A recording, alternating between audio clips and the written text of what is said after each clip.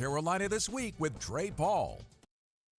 Good morning, everyone. Next week, the people of North Myrtle Beach will decide whether or not they want a tourism development fee.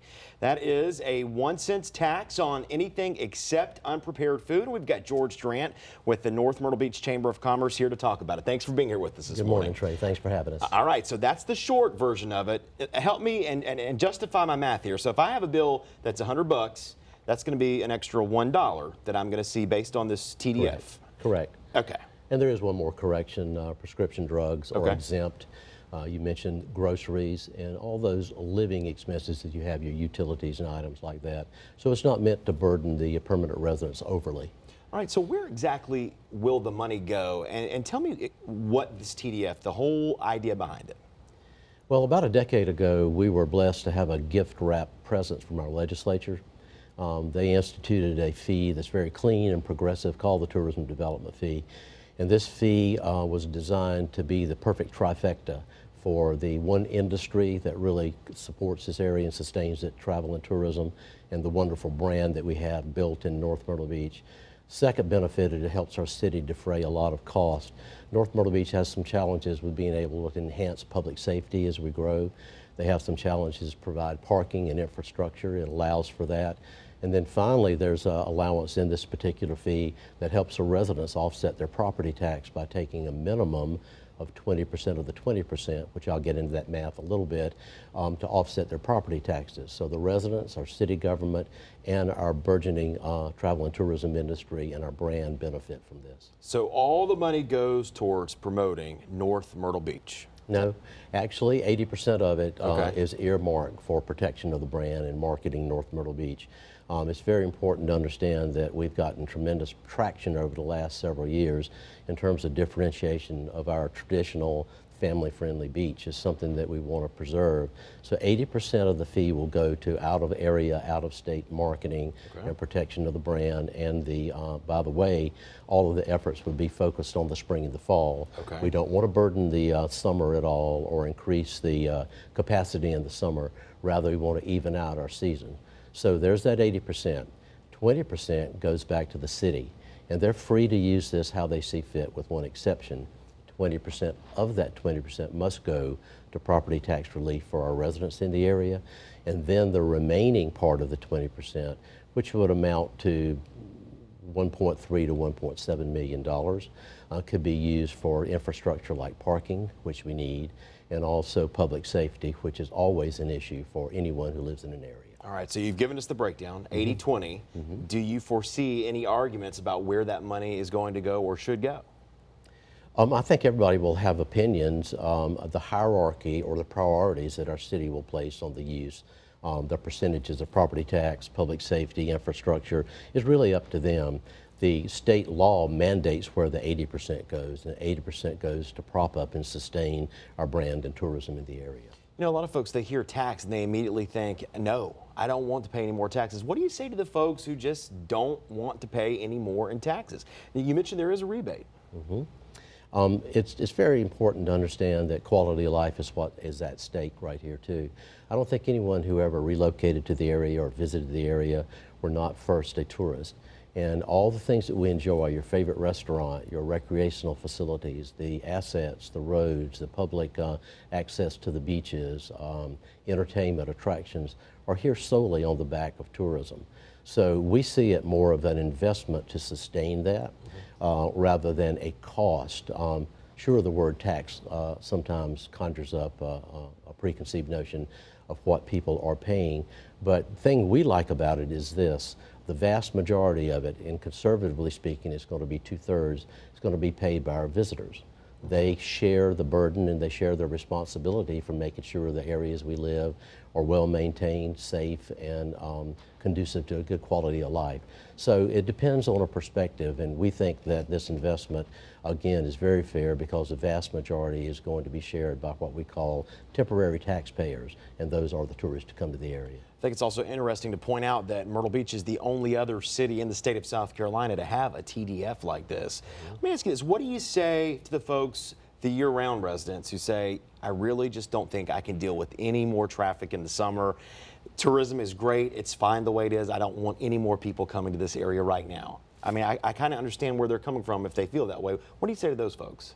Sure, and I understand it also. I think that who would have thought that a sleepy little town like Myrtle Beach, or now North Myrtle Beach, would be so successful in attracting so many people who want to live here and visit here too. But practically, I want to reiterate the fact that we don't intend at all to try to boost summer.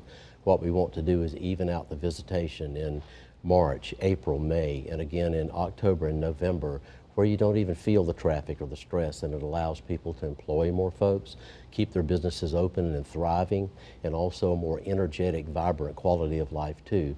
So there's where the misconception comes in. We're not going to pack more people in here in our high traffic season. Rather, we're going to even it out and create an even more vibrant economy. You mentioned sleepy little town. Do you feel like it still has that quality in the off season?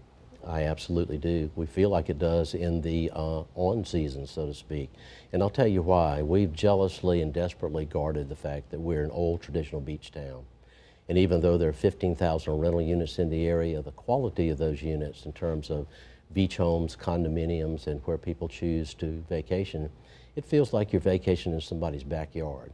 It's neighborhood driven, it's safe, family values abound, things like density and safety and those issues that a lot of tourism driven areas struggle with.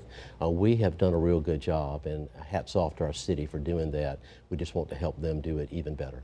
We know it's no secret North Myrtle Beach is growing, Horry County is growing. We just had a town hall to talk about this. Let me ask you, do you feel like North Myrtle Beach is ready for this growth as far as infrastructure, having roads in place for the tourists and the people who live there, police in place to accommodate all of this growth? That's why we're doing this. We want to make sure that we are. Whatever that growth may entail, whether it's permanent, whether it's commercial growth, whether it's attractions, whether it's better beach access, whether it's better parking for our citizens, someone has to foot that bill.